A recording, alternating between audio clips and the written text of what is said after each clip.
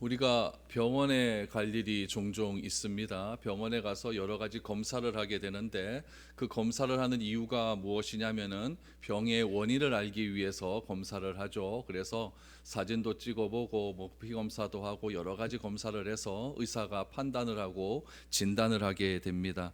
그런데 진단을 바르게 하지 못하면은 결과를 올바르게 얻지를 못하게 됩니다.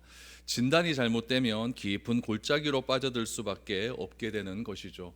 이런 것은 우리의 인생도 마찬가지입니다. 우리가 걸어가야 할 길이 어디이고 선택의 기준이 무엇이고 또 그런 선택의 기준을 성경은 늘 언제나 말을 하고 있지만 사람들은 성경에 주목하지 않고 우리의 경험과 사람에 자꾸 주목하려고 하는 그런 경향을 보이게 됩니다.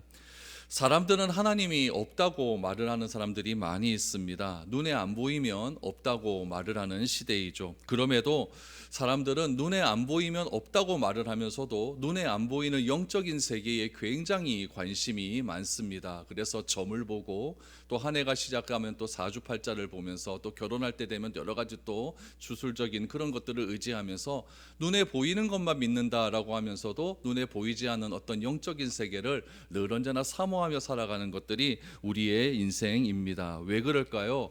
불안하기 때문에 그렇겠죠. 불안하기 때문에 이 사람이 진짜 나와 맞는 짝이 맞는지, 내 앞으로의 올해의 인생이 과연 어떻게 시작할지 참 불안하기 때문에 자꾸 그런 것에 마음이 현혹되고 있습니다. 또 하나는 무엇이냐? 영혼에 대한 목마름 때문에 그렇습니다. 하나님께서는 우리들에게 육체만 주신 것이 아니라 영혼이라는 것을 허락하여 주셨기 때문에 그 영혼이라는 것들이 채워지지 않으면 항상 영혼에 대한 갈망함들이 우리 가운데 쌓여져 있기 때문에 그렇습니다. 현대 사회에서는 이 영혼에 대한 갈망함들이 더 많아지는 것 같습니다. 성경은 영혼에 대한 목마름에 대한 해결의 원리가 담겨져 있습니다. 성경에는 궁극적인 문제의 본질과 뿌리를 설명하기 때문에 겉으로 드러나는 현상에 주목하지 않고 왜 그런 현상이 우리에게 일어났는가, 그 뿌리에 더 집중을 하고 있습니다. 그래서 이런 문제로 인하여서 방황하는 사람들에게 성경은 우리에게 해답을 알려주고 있고 그 해답을 통하여서 우리가 걸어가야 될 참된 길이 무엇인지를 알려주고 있는 것이죠. 이런 문제들이 다만 우리 오늘날 살아가는 우리들에게만 있었겠습니까? 그렇지 않습니다. 2000년 전에 베드로가 활동하던 그 시대에도 똑같은 상황들이 전개되고 있었습니다. 베드로는 선포를 합니다. 많은 사람들에게 선포를 하죠. 회개하고 돌이키고 세례를 받으라라고 선언을 합니다. 이것은 여러분 예루살렘의 놀라운 사건, 큰 충격을 준 그런 사건이었습니다. 왜냐하면 예수에 대한 죽음과 십자가에 대한 이야기를 예전에는 했을 때는 이만큼의 반응이 일어나질 않았습니다. 그런데 예수님이 실제로 돌아가시고 3일 만에 부활하시고 또 승천하신 이후에 오순절날 성령님께서 이 땅에 임하신 이후에 예수의 죽음과 부활에 대한 설교를 할 때마다 무리들의 호응이 일어나기 시작을 했다는 것입니다. 그러면서 비로소 예수를 그리스도다라고 공개적으로 시인하는 사람들이 점점 많아지게 되었다는 것이죠. 성경에 보면 그렇게 시인하는 사람이 3,000명, 5,000명이 되었다라고 그렇게 이야기를 하고 있는 것이죠. 또한 예수님을 따랐던 사도들은 무엇이라고 이야기했느냐? 예수님, 베드로 같은 사람들은 예수님이 심판받는, 재판받는 그 장면에서 어린 아이가 너도 예수를 따르지 않았느냐라고 했을 때 나는 예수를 모른다라고 했던 그런 사람들이 나는 예수님을 따랐다, 나는 예수의 제자가 맞다라고 담대하게 선언하는 그런 일들이 일어나게 되었고, 그 사람들이 예수님의 가르침과 예수님의 가르침에 내가 따라 행동하겠다라고 그렇게 직접적으로 선언하는 사람들이 점점 많아지게 되었다라는 이야기죠. 그러므로 오늘 본문이 사도행전 3장이 시작되는 상황은 예수를 따르는 사람들로 인하여서 예루살렘 전체에 무시할 수 없는 영향력이 발휘되는 그런 시기였다라고 보시면 됩니다. 각 예루살렘에 교회가 서러기 시작했고 그 교회마다 자기의 것을 서로 나누며 가난한 사람들을 위해 나누어주는 그런 놀라운 일들이 우리의 상식으로는 해결될 수 없는 그런 일들이 지금 막 일어나기 시작을 했습니다. 예루살렘에 모이는 사람들마다 무슨 이야기로 주목을 했느냐? 여러 가지 사건과 대화 가운데 가운데 예수를 그리스도로 하고 믿는 사람들에 관한 이야기가 빠지지 않는 그런 일들이 지금 이 사도행전 3장 이 말씀이 시작되는 그 상황 가운데 일어나기 시작했다는 이야기죠. 사람이 밥 먹을 때마다, 사람이 모일 때마다 저 예수를 그리스도라고 믿는 저 사람들은 도대체 누구냐, 누구길래 과거에는 그렇게 공개적으로 선언하지 못하다가 이제는 공개적으로 선언할 수 있는 그런 담대함이 어디서부터 왔느냐, 이런 궁금증들이 굉장히 많아지는 그런 시기가 사도행전 3장의 시대였다라는 이야기죠. 그러니까 예루살렘이 지금 들썩들썩하는 그런 시대였다라는 이야기죠. 이런 시기에 베드로와 요한이 지금 기도하기 위해서 성전으로 올라가고 있었다라고 성경은 우리에게 이야기를 하고 있습니다. 성전으로 올라갈 때에 베드로와 요한이 성전 미문에 앉아 있는 한 사람을 주목하게 되는데, 그 사람과 일련된 여러 가지 사건들, 또 그 사람과 관련된 오늘 이적을 통하여서 오늘 우리들에게, 우리 교회에게 주시는 말씀이 무엇인지를 한번 살펴보았으면 좋겠습니다. 우리 1절 2절 말씀 다시 한번 보십시오. 제9시기도 시간에 베드로와 요한이 성전에 올라갈 때 나면서 못 걷게 된 이를 사람들이 메고 오니 이는 성전에 들어가는 사람들에게 구걸하기 위하여 날마다 미문이라는 성전 문에 두는 자라라고 말을 합니다. 먼저 미문이라고 하는 말이 나옵니다. 미문이라고 하는 말은 여러분 그냥 말 그대로 보시면 됩니다. 아름다운 문, 아름다운 미자를 써요. 아름다운 문이다라고 보시면 돼요. 이 미문은 어디에 있냐면은 성전 동쪽에 열려 있는 문입니다. 성전은 동서남북으로 문이 다 있거든요. 그 중에 동쪽에 있는 문을 미문이다라고 이야기를 해요. 이 미문으로 들어가면은 이방인의 뜰을 지나서 여인의 뜰이 나오고, 그 여인의 뜰을 지나 유대인의 뜰, 또 이렇게 남자들만 들어갈 수 있는 뜰, 그 다음에 성전으로 들어가게 되어 있습니다.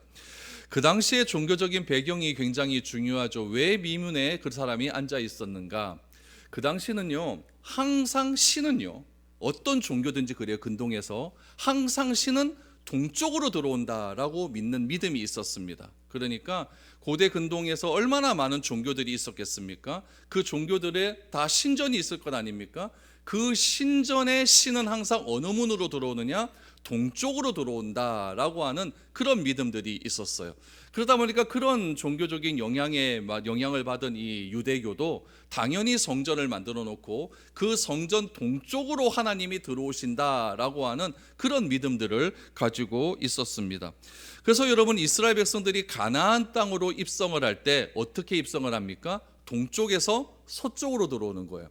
동쪽 제일 끝이 요단강 아닙니까? 그 요단강 동쪽에서 서쪽 가나안 땅이라고 하는 하나님께서 새로운 성전이라고 말씀하시는 선택하신 그 땅으로 입성을 할 때, 여러분 남쪽에서 북쪽으로 들어오면 훨씬 더 가까운 거리로 올 수 있겠지만은 하나님은 그런 길로 행하지 않고 동쪽에서 서쪽으로 들어올 수 있게 하셔가지고 하나님 이 가나안 땅은 그냥 단순한 땅이 아니라 하나님께서 새롭게 만드신 성전으로서의 땅이다라는 것을 그렇게 선언하시는 그런 장면들도 볼 수가 있는 것이죠.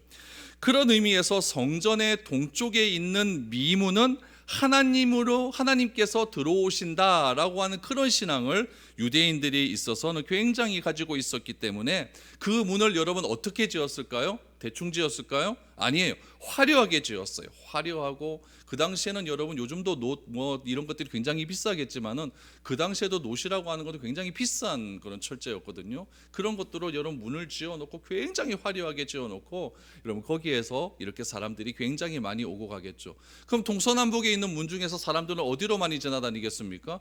동쪽으로 지나다니겠죠. 기왕이면 하나님께서 들어가시는 문으로 나도 들어가겠다라고 하는 그런 생각이 많이 안 있었겠습니까? 그러니까 하나님이 들어오신다고 하는 이 아름답고 화려하고 웅장하기에 사람들은 다른 쪽 문보다는 이 동쪽의 문으로 훨씬 더 많이 들어오게 되었고, 사람들이 많이 몰리니까 이 구걸하는 사람들이 어디에 있겠습니까? 이 동쪽 문이 미문에 더 많이 앉아 있었다라는 것을 우리가 알 수가 있습니다. 그럼 이 미문을 이렇게 지나갈 때에 이 한 사람이 앉아 있었는데, 이 사람을 오늘 성경에 보니까 어떻게 표현하고 있냐면 나면서 못 걷게 된 이라고 이야기해요. 나면서 못 걷게 된 이. 여러분 요거는 의역을 한 거예요. 의역을 한 건데 원어를 직역을 하다 보면 어떻게 직역이 되냐면은 그의 어머니 자궁에서부터 절름발이로 태어난 자 이렇게 나와요. 어머니 자궁에서부터 절름발이로 태어난 자.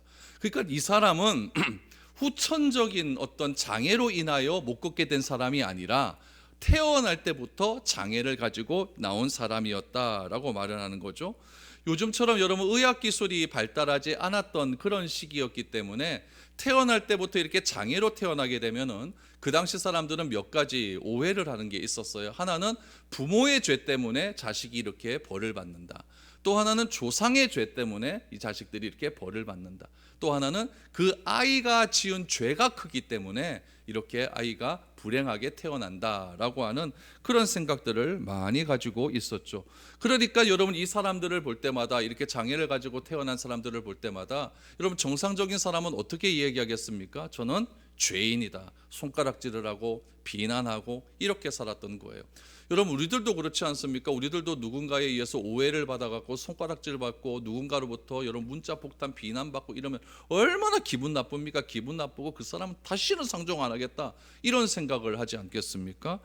근데 이 사람은 그럴 수도 없는 거예요. 자기에게 손가락질하는 그 사람들이 던져주는 몇 푼의 돈으로 하루를 생활해야 되기 때문에 자기의 자존심이고 뭐고 아무것도 없습니다. 그냥 그 사람들의 비난을 그대로 받아들일 수밖에 없는 그런 사람이었다라는 이야기죠.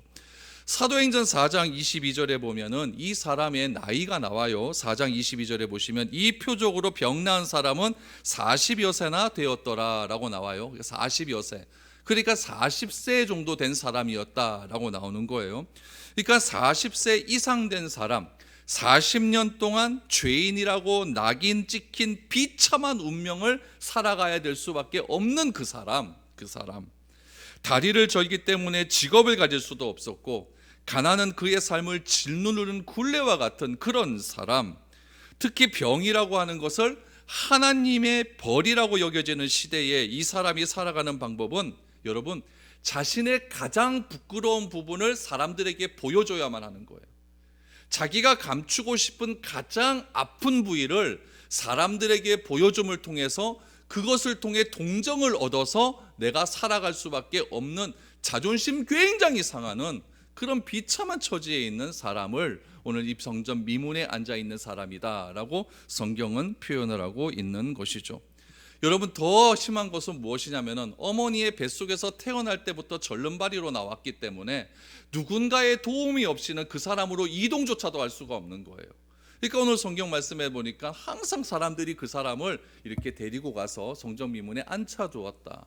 그러니까 주변의 사람들도 그 사람을 막 손가락질했지만 그 중에서 또 긍휼이 많은 이웃들에 의해서 그렇게 성전 미문에 앉아서 구걸을 하는 그런 사람이었다라고 성경은 말을 하고 있는 것이죠.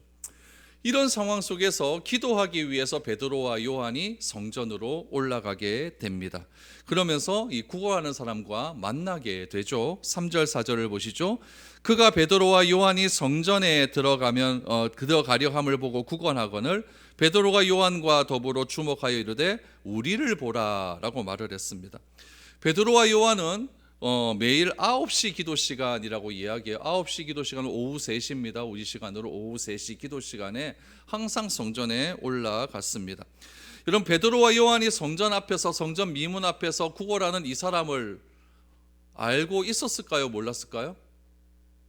알았겠죠. 매일 기도하러 올라가니까 이 사람도 매일 구걸하기 위해서 와 있으니까 매일 기도하기 올라간 이 베드로와 요한은 이 사람이 누구인지 알고 있었습니다. 특별히 베드로와 요한이 4절 말씀해 보니까 주목하여 보았다라고 하는 표현을 볼 때 이 사람에 관한 어느 정도 정보가 있었던 것 같아요. 이 사람은 지금 매일 와서 구걸하는 사람이구나. 이 사람은 태어날 때부터 장애가 있는 사람이구나. 어느 정도 정보가 있었다는 것을 알 수가 있죠. 그런데 이날 올라갈 때에는 다른 날 올라갈 때하고 상황이 조금 달라요. 여러분 어제도 보았어요. 그저께도 보았어요. 늘 보았던 사람인데 오늘을 여러분 좀 특별하게 보이기 시작을 하는 거예요. 오늘 주목하여 보았다라고 이야기를 하고 있습니다. 여러분 어제도 보았고 그저께도 보았는데 그저께 어저께 보았을 때는 그냥 지나치던 사람이 왜 오늘 보았을 때는 주목하여 보게 되었을까요? 여러분 이것은 다른 이유가 없습니다. 딱 하나의 이유라고 한다면 성령의 인도하심이 있었다라는 것이죠. 하나님께서 이 사람 매일 보는 이 사람을 여러분 특별하게 볼 수 있도록 마음을 허락하여 주신 겁니다. 여러분들도 어떤 사람들 이래 보면은 가끔 가다가 좀 특별할 때 보일 때가 있지 않습니까? 저 사람 왠지 오늘 괜히 좀 신경이 좀 쓰여. 뭐 이런 사람들 있지 않습니까? 그런 마음들은 어쩌면 하나님이 주신 마음일 수도 있다라는 부분이죠.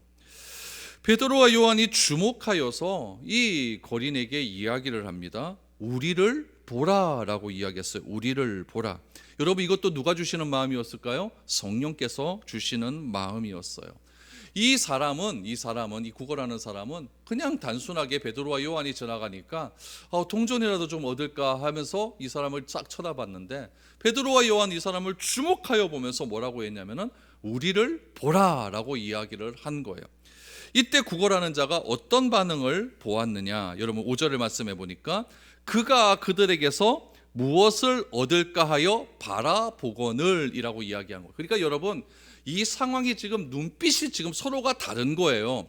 똑같이 지나가는 사람들은 뭐 저런 사람 하나 있겠지. 그러면 한 푼만 주세요. 이렇게 지나가는 것들이 보편적인 그냥 왔다 갔다 하는 왕래의 절차였는데 베드로와 요한이 이 사람을 바라보는 눈빛이 다른 거죠. 눈빛이 우리를 보라. 눈빛이 다른 거예요. 그러니까 이 사람의 마음 가운데 저거 뭐 있다. 저거 틀림없이 뭐 있다. 뭔가 주려고 한다. 왜 딴 지나가는 사람은 500원 정도 이 사람 한 5만 원 주려나? 뭔가 좀 주목하여 보는 그런 마음이 생기기 시작하는 거예요. 특별히 여러분 무엇을 얻을까 바라보다라고 했는데 이 바라보다라고 하는 동사가 중요해요. 바라보다라고 하는 게 무엇이냐면은 이 바라보다라고 하는 말을 에페코라고 헬라어로 하는데 이 에페코라고 하는 헬라어를 사용할 때는 언제 사용을 하느냐? 다른 일을 해요. 내가 다른 일을 하다가 일을 멈추고 어떤 사람이 나를 불렀기 때문에 기대함으로 바라볼 때 요 에피코라는 말을 써요. 그러니까 이 거지가 베드로와 요한이 우리를 보라라고 했었을 때 뭔가 기대하는 마음으로 바라보는 거예요. 이 사람이 거지가 그냥 보편적으로 했을 때 뭐예요? 그냥 한 푼 줍쇼, 한 푼 줍 이랬는데 무슨 일을 하다가 베드로와 요한이 우리를 보라라고 하니까 딱 보면서 이거는 대박이다. 이런 생각이 딱 들리는 거죠. 이건 대박이다. 이건 이 사람이 뭔가 큰 돈을 줄 것 같아. 이런 기대감으로 딱 주인을 주는 것이죠. 그러니까 평상시에 자기에게 동전 주는 사람들의 태도와는 달랐다는 이야기예요. 그런데 베드로가요 엉뚱한 말을 합니다. 엉뚱한 말을 해요. 이 사람 거지는 이거 진짜 오늘 한 달 먹을 돈 받았다 막 이런 생각을 하는데 엉뚱한 말을 하죠. 무엇이라고 이야기를 합니까? 베드로가 이르되 은과 금은 내게 없거니와 내게 있는 이것을 내게 주노니 나사렛 예수 그리스도의 이름으로 일어나 걸으라 하고라고 말을 합니다. 이 말은 무엇이냐? 베드로와 요한을 딱 쳐다보면서 이제 돈 좀 나에게 들어오겠다라고 하는 생각으로 좀 많이 줄 것을 기대를 굉장히 많이 하고 있는데 베드로와 요한이 뭐라고 했느냐? 난 돈 없어. 그 순간 난 돈 없어. 오늘 성경 말씀대로 은과 금은 내게 없거니와 요 말을 딱 들을 때 이 거지의 입에서는 나왔겠습니까? 안 나왔겠습니까? 나왔을 거예요. 뭐 저런 게 다 있노까? 그럼 나를 이렇게 쳐다보지나 말지. 막 그런 분위기가 막 있는 것이죠. 돈이 필요한 사람에게 무엇인가 필요한 사람에게 그것을 다 채워줄 것이라고 그렇게 기대감을 많이 부어준 그런 상황 속에서 나는 돈이 없어 라고 이야기를 하니까 얼마나 실망감이 많겠습니까? 그때 베드로가 하는 말이 우리가 너무나 잘 아는 말입니다.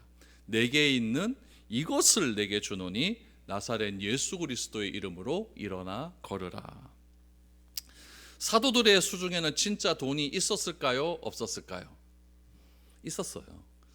교회는 돈이 많았습니다. 우리 설교 제목은 교회에는 돈이 없다지만 교회에는 돈이 좀 있었어요. 왜 있었냐면은 그때 당시에는 각자 필요에 따라서 가난한 사람들이 위해서 많은 돈을 헌금을 많이 해서 서로 나눔이 많이 있었거든요. 그러니까 허투루 쓰는 돈은 없을 수 있어도 교회의 어떤 사람들을 위해서 구제하기 위한 돈들은 어느 정도 있었습니다. 그럼 그 예루살렘 교회를 책임지는 베드로와 요한의 호주머니에는 돈이 있었을까요, 없었을까요? 교회 돈 함부로 목사가 쓰면 되겠습니까? 그러니까 베드로와 요한 호주머니는 자기 쓸 돈 조금 하고 뭐 큰 돈은 없었을 거예요. 큰 돈은 없었을 거예요. 그러니까 사도들의 수중에는 이 거지가 진짜 기대할 만큼 큰 돈은 없었을 수도 있습니다. 그러나 평생 절름발이로 살아온 이 사람에게 돈이 더 중요할까요? 걷는 것이 더 중요할까요? 이건 걷는 것이 더 중요한 문제입니다. 굶어 죽더라도 단 한 번이라도 내가 뛰어보았으면 좋겠다라고 하는 그런 소원이 없었겠습니까? 그런 그에게 나는 돈은 없어. 그러나 내게 있는 것으로 내게 줄 거야. 그러니까 일어나 걸어봐 라고 이야기를 한 겁니다. 여러분, 이 말이 돈보다 더 귀한 것입니다. 너무나 귀한 것이죠. 사도에게는 돈도 없었고 육신의 필요를 채워줄 능력도 없었지만 여러분, 사도들에게는 그것보다 더 귀한 것이 있었습니다. 그것은 무엇이냐? 바로 예수의 권능이었습니다. 성령의 능력이었습니다. 이 사람을 걷게 하는 성령의 능력이 누구에게 있었느냐? 이 사도들 마음 가운데 있었다라는 이야기죠.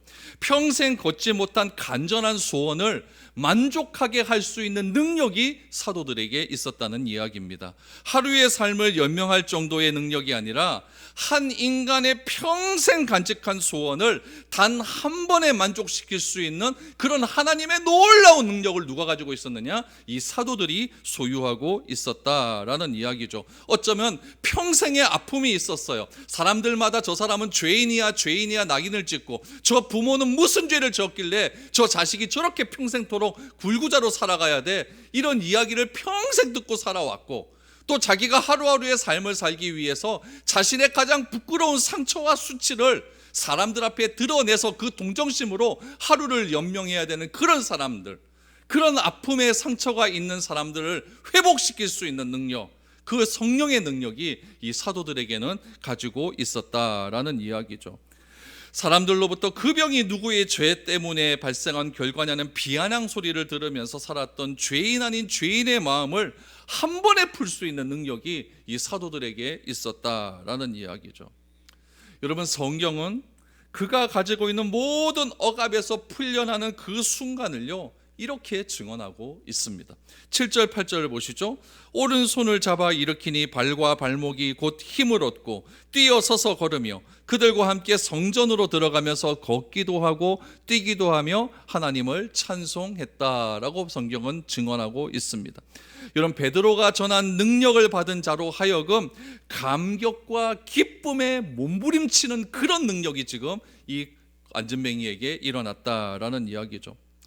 조금 그 전까지만 해도 구걸하는 자리에 가는 것조차도 힘이 들어서 누군가의 도움이 없이는 자기 집에서 성전까지 가지도 못했던 그런 사람이 여러분 오늘 본문에 보니까 발과 발목에 힘을 얻었다라고 이야기를 합니다. 그 걸을 수 있을 뿐만 아니라 뛸 수 있었다라고 이야기를 하는 것이죠. 장애가 있기 때문에, 죄인이라고 낙인이 찍혀 있기 때문에 사람들로부터 율법에 의해서 부정한 자다라고 이렇게 낙인 찍혔던 사람이 이제 모든 것에서 해방되어서 나는 이제 부정한 자가 아니라 거룩한 자가 되었다, 의로운 자가 되었기 때문에 어디에 들어갑니까? 성전 안으로 들어가서 하나님을 찬송하는 능력이 그에게 일어나게 되었다라는 이야기죠. 그 넘쳐나오는 기쁨, 그 넘쳐나오는 환희로 말미암아 하나님을 찬양하기 시작을 한 것입니다. 여러분, 여러분 주위에 이런 사람을 여러분들이 목격했다면 여러분 어떤 마음이 들 것 같습니까? 할렐루야, 할렐루야, 진짜 대박이다, 막 이런 생각 들 것 같습니까? 그런 생각 들 수도 있겠죠. 그러나 한편으로는 이 사도들에 대한 두려움이 생기기 시작합니다. 저 사람은 도대체 누구이기에? 두려움이 생기기 시작을 하는 거죠. 그러한 똑같은 생각들이 오늘 이 본문의 현장에서도 그대로 나타나기 시작을 합니다. 9절과 10절을 보시죠.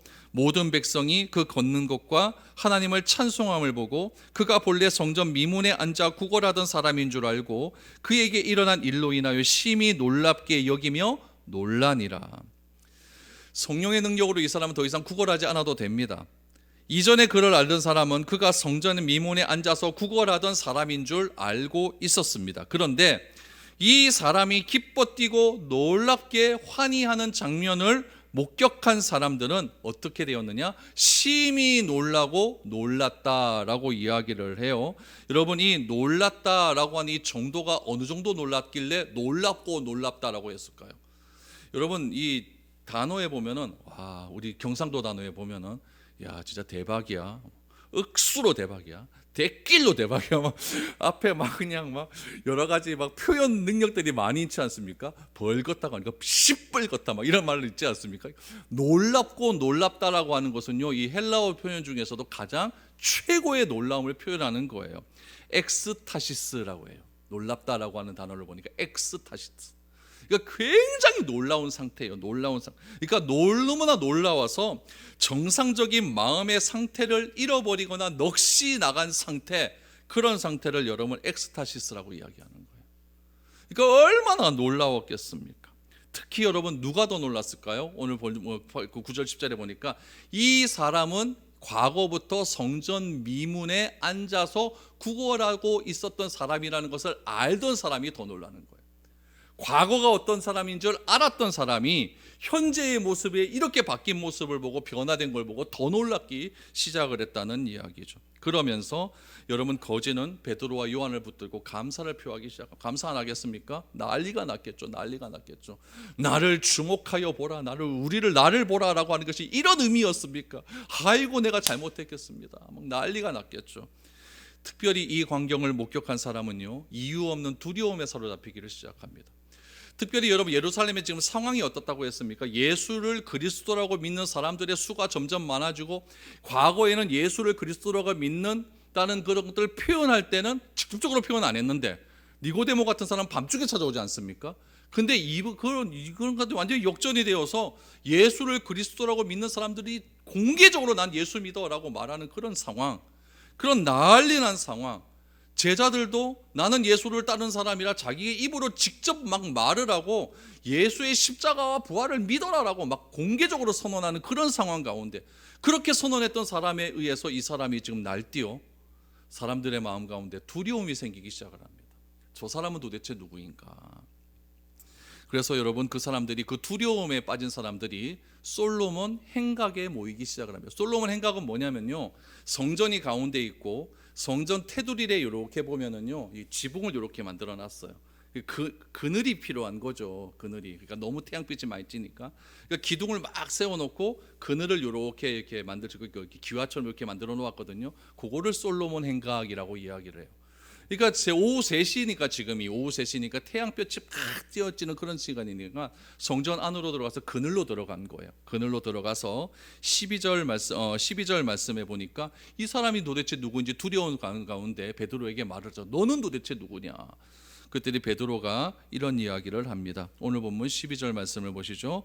베드로가 이것을 보고 백성에게 말하되, 이스라엘 사람아, 이 일을 왜 놀랍게 여기느냐? 우리 개인의 권능과 경건으로 이 사람을 걷게 한 것처럼 왜 우리를 주목하느냐라고 말을 합니다. 요 12절의 핵심이 무엇입니까? 왜 나에게 주목하느냐라고 말을 합니다. 내가 무슨 힘이 있길래 내 권능으로 이 사람을 걷게 했다라고 왜 나를 주목하느냐? 누가 얘기합니까? 베드로가 얘기한 게 놀라운 거예요. 베드로는 여러분 나대기 1등 아닙니까? 다 지가 해야 돼요. 다 자기가 해야 돼요. 예수님께서 갈릴리 호수바다에서 걸어오실 때도 확 걸어오니까 예수님 나도 걷고 싶어요. 컴온 그랬더니 누가 제일 먼저 뛰어들어가요? 베드로가 먼저 뛰어들어가지 않습니까? 그러니까 베드로는요, 항상 자기가 먼저 나야 되고 나서야 되고 자기의 이름이 제일 먼저 나와야 되고, 무슨 일을 하면 다 내가 했다라고 말을 하는 사람인데, 자기가 한 게 맞아요. 맞는데도 왜 나를 주목하느냐? 왜 나를 주목하느냐? 왜 개인의 권능과 경건으로 이 사람을 걷게 한 것처럼 왜 우리를 주목하느냐라고 이야기를 합니다. 그러면서 무엇이라고 이야기를 하느냐? 이 거지를 구원한 것은 내가 아니라 너희가 십자가에 못 박아 죽인 예수의 능력이다 라고 이렇게 이야기를 합니다. 여러분, 여기서 주목해야 될 우리 두 가지 사항을 오늘 본문 말씀을 통해서 두 가지 사항을 우리가 한번 생각해 보았으면 좋겠습니다. 여러분, 그렇다면 지금 예루살렘이 조금 들썩들썩해요, 그렇죠? 예수 믿는 사람 때문에 들썩들썩한데, 이 들썩들썩한 상황 가운데 왜 하나님은 성전 미문에 앉아 있는 이 안진뱅이를 일으키는 이 사건을 일으켰을까? 첫 번째 이유는 무엇이냐면은 예수가 하나님의 아들임을 증명하기 위함입니다. 그러니까 베드로와 요한이 뛰어났다, 이것을 증명하기 위함이 아니라 예수가 하나님의 아들임을 증명하기 위해 이 사람을 일으켰다라는 것이죠. 베드로와 요한은요, 걷지 못한 사람을 치유한 것은 자기가 아니라 예수의 영임을 분명하게 증거합니다. 여러분, 사도행전 4장 15절 말씀, 3장 15절을 다시 한번 보시기 바랍니다. 15절 16절 말씀에 보면은 이렇게 나와요. 생명의 주를 죽였도다. 그러나 하나님이 죽은 자 가운데서 그를 살리셨으니 우리가 이 일의 증인이라. 그 이름을 믿음으로 그 이름이 너희가 보고 아는 이 사람을 성하게 하였나니 예수로 말미암아 난 믿음이 너희 모든 사람 앞에서 이같이 완전히 낫게 하였느니라 라고 말을 합니다. 생명의 주를 죽였도다. 누가? 유대인들 너희가. 지금 놀라고 있는 너희가, 우리를 베드로와 요한을 주목하는 너희들이 생명의 주를 죽였다. 그러나 너희가 죽인 그 예수를 하나님께서 죽은 자 가운데서 살려내셨다라고 이야기를 합니다. 그 부활의 증인이 누구다? 나다라고 얘기하는 거예요. 담대하게 이야기합니다. 그 예수의 이름을 믿었기 때문에 그 이름이 너희가 지금 보고 있는 이 사람을 내가 일으켰다라고 말을 하죠. 그러니까 자기는 쓰임을 받은 것밖에 없고 일으킴의 원동력은 누구다? 예수다라고 이야기를 하고 있는 것이죠. 그러니까 걷지 못하며 구걸된 자의 병을 낫게 한 것은 이 부활의 영, 생명의 영이, 예수의 영이 이 사람을 낫게 했다라고 이야기를 하고 있습니다. 그분의 영이 여러분 각 사람 마음 가운데 들어가서 여러분 이 안진뱅이를 일으켜서 회복하는 영이었다라는 것을 알 수가 있는 것이죠. 그러므로 죄인을 구원하며 병자를 낫게 하는 그 장면을 목격하고 놀란 사람을 여러분 이 일을 진행하고 이 일 과정을 행하게 하시고 완성시킨 예수를 믿는 것이 맞을까요? 안 맞을까요? 맞아요. 그것을 목격했는데도 예수가 그리스도라고 인정을 안 해요? 여러분, 그건 정말 웃긴 이야기 아니겠습니까? 여러분 앞에서 평생 여러분 자녀들 중에 불구가 하나 있는데 그 자녀가 예수의 이름으로 일어났다고 생각해 보십시오. 내가 예수 안 믿겠나? 당연히 믿겠죠. 당연히 믿겠죠. 여러분, 2000년 전에 걷지 못한 이 한 사람을 일으키신 예수의 영의 능력은 오늘날도 유효할까요? 유효 안 할까요? 유효한다는 사실을 믿으셔야 됩니다. 믿으셔야 됩니다. 이게 중요한 거예요. 이게 단순히 2000년 전에 그런 일이 있었지, 이게 나하고 무슨 상관이야, 이렇게 생각하면요 그냥 아무런 의미가 없습니다. 우리가 위인전집을 읽어도 와, 우리가 나라에 충성해야 된다, 뭐 이런 생각 막 들지 않습니까? 막 이런 생각 드는데 하나님이 쓰신 이 성경 말씀을 듣고 내 마음에 결단이 없다면 이거 내가 잘못된 것 아니겠어요? 아, 하나님께서는 그 창세기 시대 때도 함께 하셨고 모세 시대 때도 함께 하셨고 이스라엘이 범죄한 그 현장에도 함께 하셨고 오늘 베드로와 요한을 통하여서 성전 미문에 앉아 일으켰던 그 사람을 일으키신 그 순간에도 함께 하셔서 그 능력으로, 예수의 능력으로 이 사람을 일으켜 세웠다고 한다면 나도 하나님께서는 일으켜 세워주실 것이다, 그 믿음이 있어야 되는 거예요. 어떠한 상황 가운데 여러분들이 주저앉고 있습니까? 나의 어떤 육신적인 피곤함들, 또 나태함들, 어떤 믿음들, 믿음의 문제들, 관계의 문제들, 그런 것들이 여러분 다 여러분들을 일으켜서서 뛰어다니지 못하게 하는 안진뱅이와 같은 그런 역할이라는 거예요.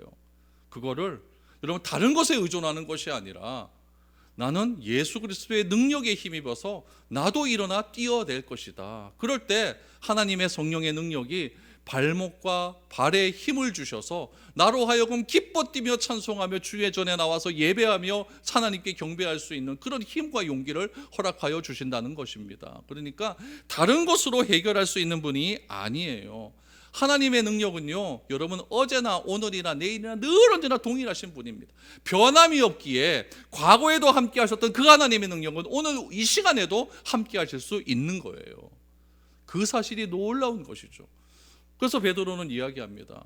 너희가 죽였던 그 예수가 우리를 살리셨다라고 이야기하는 거죠. 결국은 무엇입니까? 예수님은 하나님의 아들임을 증명하기 위해서 지금 이런 사건이 일어났다라는 거예요.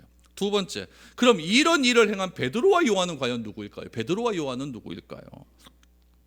이제 사람들의 시선이 베드로와 요한에게 옮겨갑니다. 기적을 행한 것이 베드로와 요한의 능력이 아니라 그리스도의 능력이라 한다면, 예수의 능력이라고 한다면, 이런 능력을 일으키는 데 사용된 베드로와 요한은 도대체 누군가, 이렇게 생각할 것 아니겠습니까? 베드로와 요한은 4절에서 구걸하는 자에게 뭐라고 얘기하냐면 우리를 보라 라고 해서, 우리를 보라. 먹을 것 없고 삶에 대한 희망과 소망이 없던 구걸하는 자를 향하여서 우리를 보라 라고 담대하게 말할 수 있는 베드로와 요한은 도대체 누구인가? 돈도 없으면서 우리를 보라 라고 뭐 도와줄 것은 얘기한 이 베드로와 요한은 도대체 누구인가? 이 일을 목격한 사람들이 알고 있는 베드로와 요한은 누구였는가? 갈릴리 출신 어부였다라는 사실을 알고 있어요. 베드로와 요한은 비천하든지 아니면 존경받지 못하는 그런 사람이었습니다. 그러다가 예수라는 사람을 우연하게 만났어요. 그러면서 그 예수를 만나는 바람에 그의 인생이 생각지도 못한 일들이 막 생기기 시작을 합니다. 예수를 따르기 위해서 부모 버리죠. 또한 친척 버리죠. 가족 버렸죠. 직업도 다 버렸습니다. 예수를 쫓으면 무엇인가 얻을 것 같은 기대감으로 3년을 쫓았지만 예수는 결국 십자가에 못 박아 자기들 눈이 보는 앞에서 다 죽어버렸습니다. 예수님은 죽어버렸어요. 지금까지도 예루살렘에 떠도는 소문은 무엇이었느냐? 제자들이 예수의 시신을 훔쳐다가 어디 감춰놓고 예수가 부활했다라고 하는 소문이 지금 계속해서 퍼지고 있는 그런 상황이었어요. 그럼에도 베드로와 요한을 인정하지 않으면 한 가지가 있었습니다. 그것은 무엇이냐면은 예수의 영이 베드로와 요한을 통해서 사람을 일으켰다라는 사실이에요. 복음의 능력을 가지고 있는 사람이다라는 이야기죠. 그 능력 앞에 세상의 모든 논리와 지혜는 다 무릎을 꿇고 맙니다. 당시의 논리와 지혜와 능력으로 하지 못하는 것을 복음의 능력으로는 감당해내는 거예요.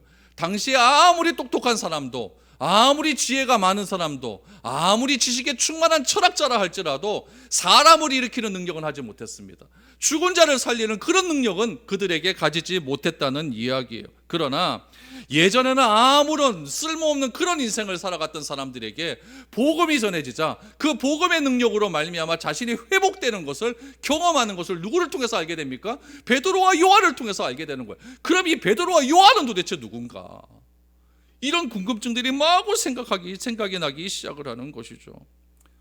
베드로와 요한은 우리를 보라라고 하는 말을 통해서 사람의 이목을 다 집중을 시켜버렸어요. 그러나 여러분, 예수를 그리스도로 믿는 사람은요, 어디를 가서도 주목받을 수밖에 없습니다. 왜 그런지 아십니까? 다른 말 하거든요. 이상한 말만 하거든요. 이 사실을 예수님께서는요, 산상수훈에서 이렇게 설명하셨어요. 마태복음 5장 14절에서 16절입니다. 너희는 세상의 빛이라. 산 위에 있는 동네가 숨기지 못할 것이요 사람이 등불을 켜서 말 아래 두지 아니하고 등경 위에 두나니 이러므로 집안 모든 사람에게 비치느니라. 이같이 너희 빛이 사람 앞에 비치게 하여 그들로 너희의 착한 행실을 보고 하늘에 계신 너희 아버지께 영광을 돌리게 하라.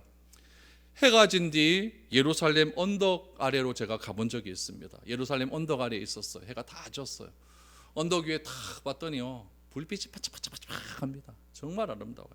제가 그때 감동을 받았어요. 2000년 전에 예수님들은 이 자리에서 저것을 보지 않았을까? 그리고는 이 말씀을 하지 않았을까? 예수님께서도 예루살렘 어둠컴했을 때 예루살렘 밑으로 가셔서 베다디로 가는 도중에 예루살렘 뒤를 딱 돌아보셨겠죠. 그랬더니 예루살렘 언덕의 불빛에 집에 여러 사람들이 사니까 반짝반짝반짝하는 불빛을 보셨을 거예요. 그러면서 제자들에게 말씀하시는 거죠. 너희는 세상의 빛이야. 세상은 다 깜깜하지만은 세상의 빛은 깜깜한 빛 가운데, 어둠 가운데 이렇게 반짝반짝 비치게 되는 거야. 너희는 그런 삶을 살아야 돼. 책상 위에 있는 등경이, 여러분, 그 등경 위에 있을 때 의미가 있듯이 예수 믿는 사람도 그래야 의미가 있는 거야. 그 빛이 무엇이다? 착한 행실이다 라고 그렇게 설명을 하고 있는 것입니다. 여러분, 예수의 영이 있는 사람은 예수의 영에 따라 움직이기 때문에 세상의 가치를 쫓아가며 살지 않기 때문에 늘 주목을 받습니다. 다른 사람들은 이 주말에 다 집에서 쉬면서 내일 일할 것을 준비하지만 예수 믿는 사람은 예수의 가치가 더 중요하기 때문에 이 귀한 시간에 여러분들이 나와서 하나님의 말씀을 듣고 내 삶을 다시 한번 결단하며 하나님께 예배하며 나아가는 것 아니겠습니까? 예수 안 믿는 사람들 이런 우리의 모습들을 보면 저 뭐 하는 짓이고 이런 생각 안 하겠습니까? 그러니 주목을 받을 수밖에 없다라는 이야기죠. 여러분, 왜 우리를 주목하여 보느냐? 너는 왜 그렇게 살아? 라고 막 주목하면 왜 우리를 주목하여 보느냐라고 말을 해야 됩니다. 나를 변화된 사람으로 살게 하신 이는 십자가에서 죽으시고 사흘 만에 부활하신 그 예수 때문에 나는 살 수 있다라고 말을 하면서 여러분, 삶의 목적과 방향을 새롭게 하는 능력을 가진 그리스도인으로 하루하루를 살아가는 것이야말로 진정한 그리스도인의 삶의 가치다라는 것을 알게 됩니다. 주님은 오늘도 이런 그리스도인을 찾고 계십니다. 주님은 오늘도 이런 교회를 찾고 있는 것이죠. 내가 추구하는 교회의 모습은 어떤 모습을 추구하고 있습니까? 저는 오늘 본문의 말씀을 통하여서 진짜 추구하는 성경적인 교회의 본질적인 모습은 바로 이런 교회다. 왜 우리를 주목하여 보느냐? 우리 교회는 돈은 없다. 그러나 우리 교회가 가지고 있는 오직 한 가지, 예수 그리스도의 이름으로 너희에게 전할 것이다. 그 예수 그리스도의 이름을 너희가 받아들인다면 너희들은 일어나 걸을 수 있다. 이 믿음을 담대하게 전할 수 있는 교회, 이런 말들을 담대하게 전할 수 있는 그리스도인들이 진짜 주님이 원하시는 참된 그리스도인이라는 사실입니다. 저는 오늘 이 말씀을 듣고 여러분들이 가는 곳곳마다 좀 들썩들썩거렸으면 좋겠습니다. 와, 저 사람은 도대체 누구야? 저 사람 누군데 저런 말을 하는 거야? 저 사람은 누군데 저렇게 열심히 사는 거야? 저 사람은 누군데 도대체 얼굴이 저렇게 환한 거야?